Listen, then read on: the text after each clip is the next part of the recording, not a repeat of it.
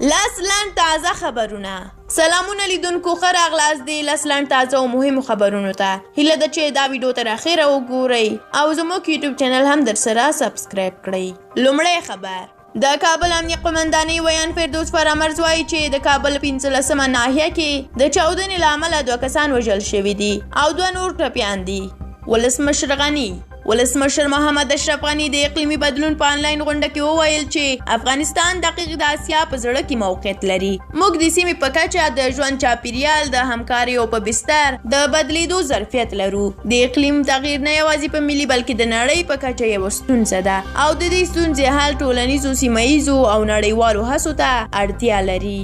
امرالله صالح: د ولسمشر لومړي مرستیال امرالله صالح د کابل امنیتي وضعیت په اړه د سهار 6:30 بجو پرلپسې 50مې ناستې په راپور کې لیکلي دي چې د کابل ښار د تېرې ورځې توغندیزو بریدونو پرې منفي اغېزې کړي دي. امرالله صالح لیکلي دي چې د سهار 6:30 بجو ناستې څخه 80% ملاتړ 15% ته راټیټ شوی دی او همدا ډول د خلکو شکایتونه 10% پورته شوي دي. او د دې ترڅنګ د طالقانو ښار سړک جوړولو کار 95% بشپړ شوی دی. د تخار ولایت د طالقانو ښار د سړک جوړولو کار 95% بشپړ شوی چې په نږدې راتلونکي کې به د ګټې اخیستنې په موخه پرانیستل شي.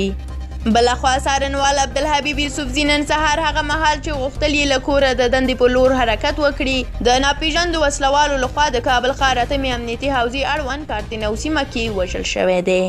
او له ننګرهار څخه به خبر دا دی چې ننګرهار کې د سرو املوکو حاصلات زیات شوي دي. د ننګرهار د کرنې، اوبو لګولو او مالدارۍ ریاست چارواکي وایي چې په دې ولایت کې د نورو ارزښت لرونکو میوو ترڅنګ د املوکو بڼونه هم کال تر بلې په پراخېدو دي چې حاصلات یې هم ورسره کال تر بلې زیاتېږي.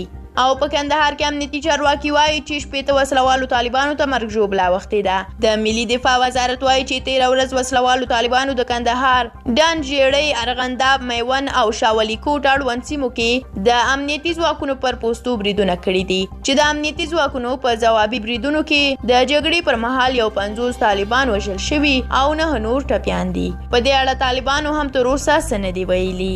او په لغمان کې بیا د 40 میلیونه افغانیو په ارزښت ډاکټر محمد ظاهر په نوم جوړ شوی تفریحي پارک ګټې اخیستنې ته وسپارل شو. او له بدخشان بیا را رسېدلی خبر دا دی چې په بدخشان کې د یوې کورنۍ وغړي په ترافیکي پیښه کې ووژل شول. دا کسان پرون هغه مهال مړه شول چې د سپرلۍ موټر یې د کوکچي سیند ته ولوېد. او اخیری خبر هم دا چې اسرائیل او بوتان د دواړو هیوادونو ترمنځ د بشپړو ډیپلوماټیکو اړیکو رامنځته کولو اعلان وکړ. د اسرائیلو د بهرنیو چارو وزارت وایي چې د دغه تړون رامنځته کولو په هدف اسرائیل او بوتان څو کاله پټ تماسونه لرل.